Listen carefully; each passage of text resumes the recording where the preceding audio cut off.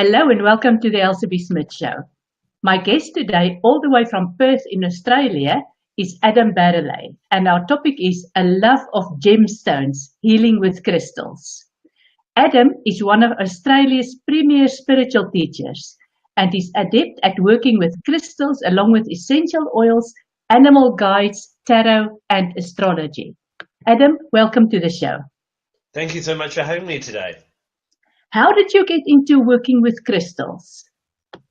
My journey began about 20 years ago, where one day I walked into a little crystal shop and I bought myself an amethyst, and I went home and I read up all about the magic and the mysticism of that little crystal, and then the next week I was back in that shop and bought another one and another one and another one, to the point now where I work with probably about 300 different crystals, and my love has just grown over the years. Goodness, that's impressive. 300 crystals. Now, how many different crystals are there? I'm sure you don't have a sample of every one. No, there are thousands and thousands. Some, we have the popular ones that everyone is probably familiar with, things like amethyst or rose quartz, rubies and diamonds. But there are these all rare and unusual ones that some occur just in very small deposits in one little place in the world. And so there'd be in the thousands. I wouldn't know exactly how many, but countless amounts, and it'd probably be impossible to collect them all. Mm-hmm. And where do these crystals come from? You always found them in crystal shops, but they've got to come from somewhere. Are there particular places on the earth where they're more prolific? Yeah, there's a few different places where crystals are formed in different ways, from the movement of the tectonic plates through volcanic activity, from just the weathering and all these different things. And there are kind of crystal hotspots around the world where you get large amounts of crystals. There's some beautiful crystals, and a lot of crystals come from places like Brazil, in the USA, around Arkansas, the Kola Peninsula in Russia, other hotspots, Madagascar, because of some interesting things that have happened there. So you will find them everywhere. But pretty much, if you were to start digging right beneath your feet right now, I'm sure eventually you'd find some type of crystal, if not just a plain bit of quartz. Interesting. And do these crystals carry some sort of energy or intelligence? Why is it that you use them? Yeah, so what makes the crystal different from maybe paper or plastic or wood or anything like that is it has a crystalline structure. And what that means, crystals on a molecular level grow in 7 perfect shapes: squares, hexagons, and triangles, and so on. And as you know, when you try and organize, your bedroom wardrobe or your kitchen cupboard, and you put everything neat and tidy, you can fit a lot more in.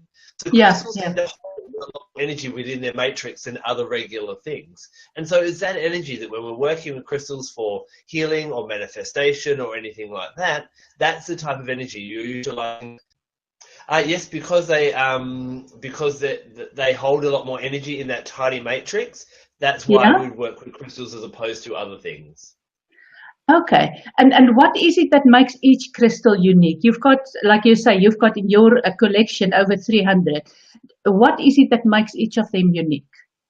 Yeah, there's 3 major things that affect a crystal's energy and thus makes each one unique. First of all, its structure. So there are those 7 different structures, and you will find that ones that grow in squares are very much about order and a study and getting the mind clarified. Ones that grow in triangles are very much about bringing new things into your life and so on. So the structure makes an impact. The color of the crystal makes an impact as well. So, red crystals can be very grounding or very to do with our physical and our physicality, whereas violet crystals or purple crystals, such as amethyst, are very much to do with our spirituality. So that affects the crystal's energy as well. And the third thing being the chemical makeup.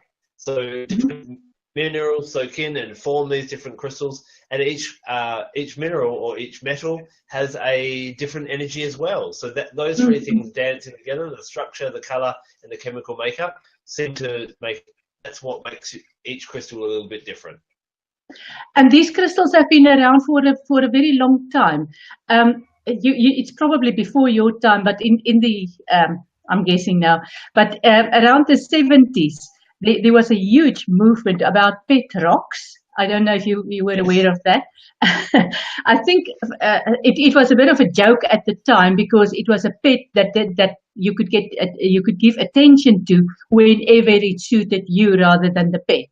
But I suspect that was the beginning of this movement of becoming aware of crystals and what crystals can do and how you can use them on a very personal basis.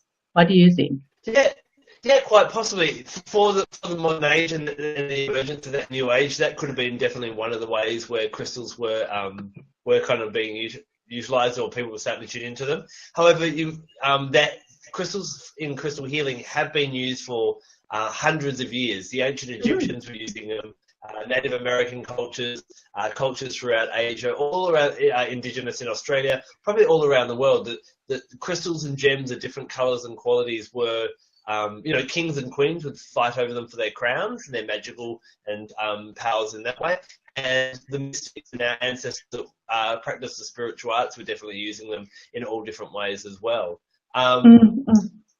Yes, but definitely, I think as people started to remember that pet rocks could have definitely been part of that movement for sure. I find it fascinating going back into the history of all this. There's actually a mention of a handful of crystals in the book of Revelations in the Bible. It goes as far back as that. Yeah. Yeah, definitely. So, I often look at, humans these days, we kind of see ourselves as this superior species, and we've got cars and internet and all these different things. But there's probably a lot that we're missing in this hubbub. I know the human brain detects something like 10,000 things a second, but we only notice what's loudest and brightest. And I often wonder in our modern world, with all the radios on and the bright lights and all these different distractions, what are we missing that maybe our ancestors were actually noticing? They used to believe a lot more in, fairies and mermaids and unicorns. Maybe they're still around, we just don't notice them anymore. And so in that way, in crystals as well, maybe our ancestors noticed a lot more from crystals than we actually have remembered and noticed today. And maybe just a few select people are actually starting to tune into those crystals again and use them for how our ancestors used them for thousands of years beforehand. There's even thoughts that crystals may have been used far back as in Atlantis and also Lemuria. Yeah, my goodness, yeah. Now, you do crystal therapy. How do you work with these crystals in your therapy? Okay, so when it comes to crystal therapy or crystal healing, basically what you're doing is, if we imagine that we are energy and crystals possess an energy, but their energy is very structured. And as we know, we would like our energy to be nice and all grounded and settled. Obviously, life tends to scatter it from, places and that type of thing. So by tuning into a crystal, it helps to bring that energy back into alignment and kind of help us feeling that more balanced and aligned. We can use different crystals for different purposes, and whether we need to feel more grounded or more uplifted or whatever we need to do. Nature is always trying to seek balance. We see that in everything. You could watch a nature documentary and you see there's no rain on the savannah, so not much life around. But then the rains come, and in response, the grasses come up. The lions start. The lions are there. They're eating the antelopes that are eating the grass. They're controlling that. Vultures are eating the dead. Nature's really good at finding balance, but humans not so much. So using crystals is basically using an element of nature to find that balance that is naturally inherent in all of us and in the universe. I did a course in crystal healing quite a while ago, and I was taught to use a pendulum to select a particular crystal that would be relevant and appropriate for that client, which didn't quite make sense to me. I personally prefer to intuitively find the right crystal, not necessarily apply my knowledge of what each crystal can do, but just use my hands and use the healing capability that is in me to find the right crystal. Which is the right way to do it? I think for each individual, there's going to be different ways that it'll be right. I think getting a clear understanding of crystals comes when you can follow both that intuitive side of your mind, but also that logical mind, and go, well, I kind of know that these crystals are good for that, but which one of them feels right, or why does that not feel right today? And a lot of the time, if you can tune into both of them, that can be good. I guess where a pendulum can be useful is, as we're told from a young age to be sensible, to know that doesn't make sense, and not trust our intuition. And a pendulum can be another way of kind of it's like a back door into our intuition. So those that kind of don't feel comfortable trusting their intuition, the pendulum normally tells you what your intuition would anyway. So it can be a nice 101 to get you started until you feel comfortable going, nope, I trust my intuition now. And then you use the crystals by simply placing the crystals on the various chakras on the client's body. I guess, yeah, by putting the crystals either on the chakras or on different points of the body, if you imagine that we have an energy or an aura, and the crystal has an aura, and by interacting them, there'll be an energy exchange there. Just like when you're with a person, the closer you are to that person, the more energy there is and the more exchange there is. And so that's basically, in essence, how the crystals will work. You know, in a healing that takes an hour or 90 minutes, that's a concentrated effort, but just wearing crystals over a long period of time can also have a really dramatic improvement and good positive effect as well. A positive effect. What difference would it make if you wear a crystal? Again, that would come down to the properties of the crystals. So some will have, some are uppers and will make have, citrine, which is a beautiful bright yellow crystal, has a very uplifting type of energy about it and will make you feel a bit more buoyant and happy. Then amethyst, as I mentioned before, is a bit more of a downer. It's more calming and more sedative. And so that's where the knowledge of the crystals, their colors and different properties like that can actually help you to choose the right crystal for yourself. And how would you wear this crystal? You could wear it as jewelry, but how else would you wear it on your body? Yeah, there's lots of different ways. Jewelry is a great way if that works for you and you can find the right piece. If not, a little tumbled stone or a little piece, you can pop it in your pocket, carrying it in your hand. I know women have an advantage over men. They seem to have this thing that they wear around here that sometimes is meant to hold crystals, they tell me. And I've seen many crystals pulled out of there to show me what they've got today. So basically, as close as possible against the skin is great, but it doesn't have to be on the skin. You want its energy or its aura interacting with your aura. So as the crystal near you, it'll have an impact. And does it matter what shape this crystal is that you wear close to your body? I'm asking that because somebody told me many years ago that I've got to wear crystals only shaped in the form of a pyramid, and it doesn't make sense to me that I have to be that selective. From what I've found over my experience, that the shape is definitely not imperative. Crystals that do grow in a point or in a point are very much good at directing energy, just like when we point at something, we direct energy towards it. But you've got to remember that crystals hold their energy, and their energy is on a molecular level. So you can carve it. It could be in the shape of an elephant. It could just be a chunk. Yeah, basically, regardless of the shape, that all crystals can still be very potent regardless. You mentioned that the colors of the crystal would be one of the three components that add to the significance and to the potency of the crystal. These colors, crystals with different colors, and you also referred to the chakras, which have got their own colors. Is there some sort of relationship, some significance there? Oh, very much so, yeah. So, we know that the 7 main chakras that we focus on have those colors of red, orange, yellow, green, blue, indigo, and violet. And the crystals of those colors match perfectly with working with those chakras. In a lot of my work and in my workshops on my online course and ones when I'm traveling around the world teaching, I do like to teach a little bit beyond what maybe other people might teach when it comes to balancing the chakras. So, when we look at the base chakra, chakras can sometimes be overactive and have too much energy. They can be underactive, or they can be nice and balanced. Now, not all red crystals are exactly the same. For example, ruby is a fiery red crystal. And so if you were to use that on your base chakra, it would stimulate it or have a really uplifting effect. Whereas, another more calm crystal, maybe a type of jasper, will have a much calming more effect as well. And that's where that knowledge of the crystals and the chakras can really help you to kind of get down to the nitty gritty and find out what's the best chakra what's the best crystal for the best chakra. So you match up the crystal color with the chakra color, and you get a more potent, more powerful effect from that. You're spot on. Exactly. Yes. Now, crystal, you indicated that wearing crystals could have a very beneficial effect. What if you wear a crystal that really goes against what you need? I'm thinking of jewelry and birthstones. I once had an engagement ring which contained my birthstone, which is a peridot, and it was bad news for me.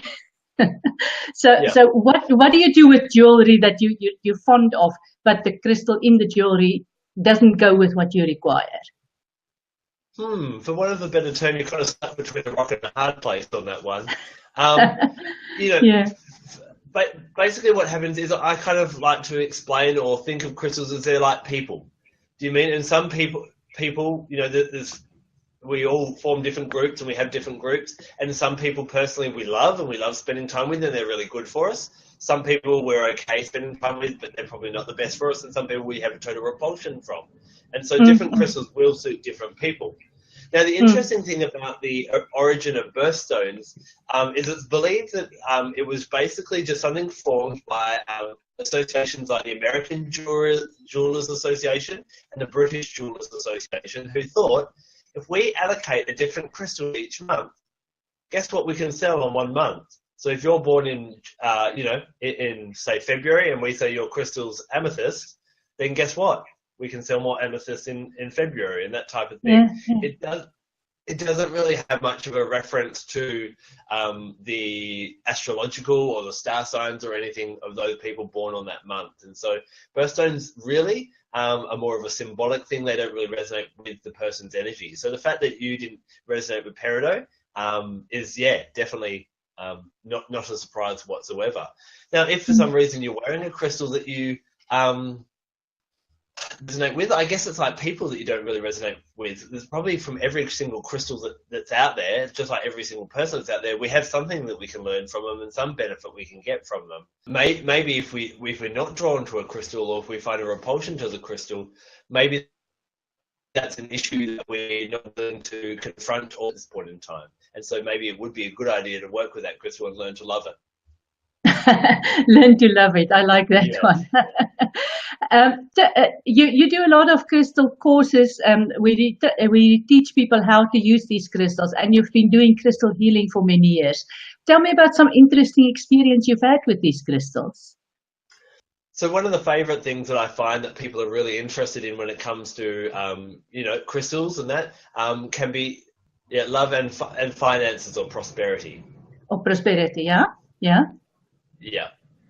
So two successes I've had throughout the years that I find really interesting was the first one involves getting a citrine crystal, yellow crystal, some bergamot, and well, in Australia it would be $100 note. I guess in the UK it would be a £50 note or whatever your highest currency note is. And what you do is you sit down with that crystal in meditation and you hold that crystal and you visualize what kind of, you know, what kind of prosperity or what kind of money you want to have. Some bergamot essential oil. Yeah. In Australia, it would be a $100 note. You know, in the UK, it would be a £50 note, whatever your highest currency note is. Yeah. What you want to do is you want to hold that crystal in your hands and you want to visualize and put that energy into that crystal, what that abundance. Now, crystals will hold energy in them and can you continue to emit that even after you've finished holding that in that meditative kind of state. Once you've finished doing that, you get some bergamot essential oil, pop some on your, breathe it in, inhale that, rub some on the crystal and rub some on that money note as well. And then put the crystal and the note into your purse. So what happens is they all work really well together. The crystal will help to attract that abundance into your life. The bergamot works with our limbic system or our sense of smell. You know, you'll smell different things that will take you back somewhere. Maybe you smell lavender and it reminds you of your grandmother, or a cologne that reminds you of an ex. You're like, oh, I hate that smell. And bergamot helps us, and so it makes us feel abundant when we're trying to attract it. The trick with that money in your wallet or your purse is you're never allowed to spend it. And what happens, each time you open your purse, instead of going, oh, I've run out of money or I have no money, what do you say to yourself? You say, money. And basically what happens is the crystal, the oil, and that little practice with the money all work together. And what I noticed is I did that about 4 years ago. And you know how sometimes before payday money gets a little bit tight? Yeah. And you may be like, oh, I'll just wait till after payday to pay for that. Well, what happened is I stopped running out of money. Now, I will not break that $100 note sitting in my wallet that I've had for so many years now, because that is my commitment to myself to never running out of money. And so what I found is working with crystals in that way can bring prosperity. That's one of my favorite prosperity ones that really help my finances, just by having that crystal in my wallet with that $100 note all of the time. When it comes to love, I decided about 8.5, sick of being single. I was ready to find the one. And so I sat down, first of all, and this was a really important part of it, and I wrote down everything I wanted to attract. So I spoke characteristics, personality, behavioral characteristics, all these different things. Then the crystal I chose was a pink tourmaline, because pink tourmaline is renowned for attracting lovers that are different or even foreign lovers. Now, on that list, there's one thing that I wasn't too sure on, because I've always liked foreign accents. You know, I like some of the French accents, Italian, you know, some of the British accents, all of them. So I didn't want to narrow it down. So I wrote down exotic accent. Now I got that pink tourmaline, and each night I'd sit there and you would sit down with a crystal. I'd play the same song each night, and I'd instead of visualizing what the person would look like, because if you visualize someone with brown hair and brown eyes, you cut out all the blondes with the blue eyes. Yeah. So you just visualize what will feel like, and I'd hold that crystal and tune in and bring that to me. Now, about 9 months later, I met the partner who I've still been with now we're nearing on 9 years. But one little thing to remember, I didn't get myself someone from Europe. I got myself an American. Maybe not the American accent or the exotic accent I was hoping for. He matched every single other thing on that list, but that's why you've got to be specific when you're working with your crystals. And you've been together for 9 years now. Working with all of these crystals and working as you do in your practice, using your crystals with different clients, and I would presume, you pick up the energy of all sorts of people on crystals that belong to you. So how do you cleanse your crystals? What is the best way to do that? That's a very good question. Something that I talk about in length in my workshops. You know, a lot of people they have a favorite. There's lots of different crystal. So they have lots of different techniques that you may have heard of: under the full moon, under sunlight, in the ocean water or rainwater, buried in the earth, smudging it, and so on. But what I find is that my favorite technique, and so they'll use that for all of their crystals. So for the full moon is a classic example. You know, there's a full moon, so they'll gather up all of their crystals and they run outside and put them outside. And then gather their neighbours not watching and bring them back in. Yeah. But when you think about the moon, when we take time to relax and really enjoy the moon, it's very magical and peaceful and gentle. So putting crystals out there that are fiery, like a ruby or a carnelian, it's like, you know, it's like taking your parents out for a really nice night, taking them night clubbing and doing 2 or 3 a.m. It doesn't quite work. Yeah. So what I encourage people to do is find an element of nature and put your gentle, magical ones under the moon. Place fiery crystals either out under the sunlight or near a campfire. You know, those kind of intellectual ones or those angelic ones out on a windy day, or those real loving ones or emotionally healing ones are really nice when they're. So I talk a lot about that on my YouTube workshops of just treating each crystal like an individual, just like when we're gift giving at Christmas, we don't buy everyone the same gift. If you start treating your crystals like individuals, they'll actually give you more and you'll get more out of them. You use these crystals as stones, but I've heard a lot about people using crystals, putting crystals in a glass of water so that they can drink the crystal essence. What is your view on that? Yeah, it's definitely one practice that you can do with crystals. It's something that basically, because crystals share their energy out and water has the ability to hold a bit of energy, then it can definitely adopt and hold that type of energy in there. So that's one way of doing it. You do have to be a little bit careful because some crystals do contain metal to us if we have too much. You know, blue crystals get their colors from copper. and we don't want to be ingesting too much copper and different things like that. So you do need to be really wary about which crystals you're putting in water. And another method of doing that is just by putting the crystals near the glass of water for an extended period of time, and the water should also hold that energy. Now, this is one great way to get crystal energy into you, but I guess I'm a bit of a purist in that way, and if someone was going to offer me a crystal to work with, or some water, I'd go with the crystal every time. So I find that the best way to work with crystals is get the actual physical thing, because that's where the energy is actually coming from and where it lays and is the most powerful. So don't water it down. No, exactly. Yep. Great as a rare crystal. If you can get an essence of it, then that would be a good substitute. But I tend to be a bit of a purist and work purely with the crystals. If you have to advise somebody on starting with crystals, what would you say would be the first step? The first step is lots of ways to choosing crystals. Those that like to use their logic, find a really good crystal book. Mine, for example, a bit of shameless promotion. But doing, and read through it and find which ones you're drawn to. If you feel that you have a reliable intuition, then I go to a crystal shop. They'll have a table with all different crystals and just see what you're drawn to. And start with the crystals that actually call to you, that speak to you. It may be interesting after you've used your intuition. So what you can do, if you trust your intuition more, then go into a crystal shop. They'll have lots of different crystals there, and just follow your intuition and see what you're guided to actually, what you're drawn to, and just go with that. Trust your intuition. After you've chosen your crystals, then it may be interesting to refer to a different crystal book or a website or something like that, and find out what those crystals are for. That might give you some insight on why them in the first place, and something that you may need to focus on at that time. And the reason I wrote my book is I found that there's a lot of books out there that will tell you that a rose quartz is good for love and a citrine is good for happiness, but they don't really tell you what to do with the crystals. You get these different things, and then they end up just sitting on a shelf looking pretty. So my book talks about what they're good for, but then little things that you can incorporate into your day, and little activities like the money one I talked about and the love one that I mentioned, on how you can actually start getting that love and that protection and that money and that health and well-being and the balanced chakras and all those things. So that's how my book kind of differentiates.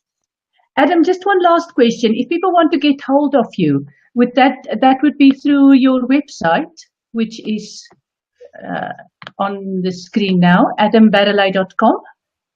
Yeah, definitely. I love hearing from people and love to help out as many people as I can to find out gifts from nature. My website has got lots of different information, and through my website or straight via YouTube, I've got over 100 videos of how to work with different crystals, as well as essential oils, another thing I'm passionate about. A really good way of finding out about crystals is to watch some of my YouTube videos, and I'll kind of explain all the different ways that you can use each single crystal. And on your website, you also have details of the courses that you present. Yes, that's correct. So I do travel around the world. I'm off to the USA next month. I will be in the UK again. I was there in 2017, and we'll be back in 2018. So all those details are there. But I also run a really enjoyable online. Where you are in the world, you can participate in that as well and find out how to really start working with your crystals.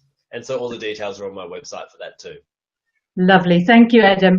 And thank you for your time. It's been quite interesting listening to all of this. My pleasure. Thank you for the time to chat. Okay, another interesting topic in the bag, and we'll see you again next week, same time, same place, Sunday afternoon, 4 o'clock. Thank you and goodbye.